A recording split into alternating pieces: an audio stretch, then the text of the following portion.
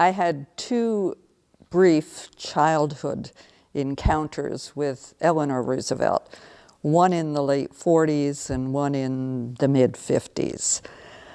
And in those days, it was not unusual to see Eleanor Roosevelt in downtown Poughkeepsie. She frequented local shops. She was frequently seen in Lucky Platt and Company.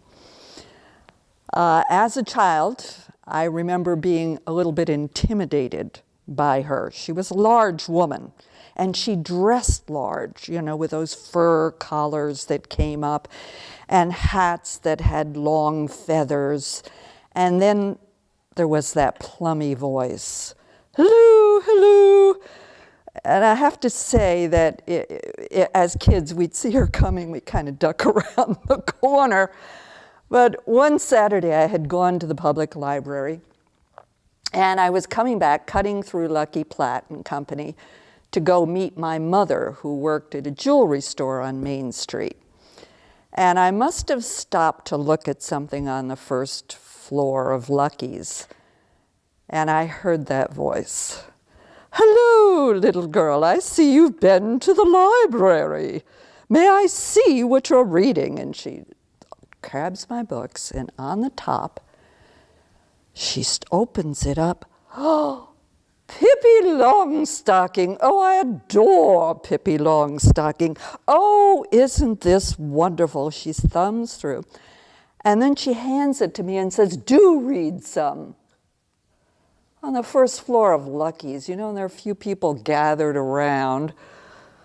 And I started to read. And I read for a few seconds. Oh, isn't that wonderful? Perfectly wonderful. Thank you so much.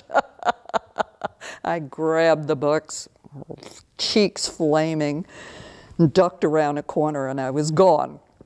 The next encounter, brief encounter, was in maybe 1955.